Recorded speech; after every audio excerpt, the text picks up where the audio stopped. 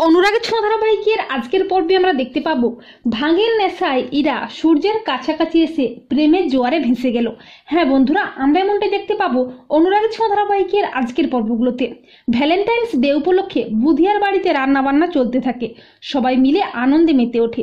আর ইরাও সূর্যের প্রেমে হাবুডুবু খাচ্ছে। প্রেমের নেশায় ইরা পাগলের মতো মেতে উঠেছে। অপরদিকে দীপার বাড়িতে চলছে সরস্বতী পুজো, সবাই মিলে একসাথে বাগদেবীর আরাধনায় মেতে উঠেছে। আর দীপা বলেছে যে এই সরস্বতী পুজোর দিনেই নতুন করে লাবণ্যকে গড়ে তুলব, নতুন করে ব্যবসা শুরু করব, ফুলের সুগন্ধ বের করে পারফিউম তৈরি করব, দেশে বিদেশে এই ব্যবসা শুরু করব, আমাদের শুরু হবে নতুন পথ চলা। অপরদিকে বুধিয়ারা ভাং তৈরি করে, যেটা খেলে নেশা হয়ে যায়। ইরা সেই ভাং অনেকবার খেতে চেয়েছিল, কিন্তু বুধিয়া ইরাকে খেতে দেয়নি। এরপর বুধিয়ারা যখন সবাই মিলে ভাং খেয়ে নেশাগ্রস্ত হয়ে নাচানাচি করছিল, আর সূর্য সেখানে বসেছিল, আর ইরা সূর্যের প্রেমে এতটাই পাগল হয়ে গিয়েছিল যে সে আর নিজেকে সামলাতে পারে না।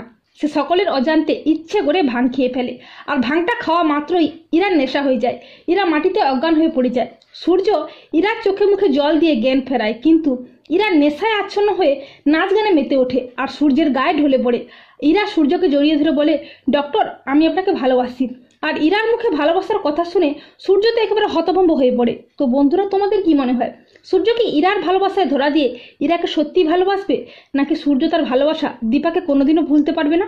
কমেন্ট করে জানিয়ে দাও তোমাদের মতামতটি।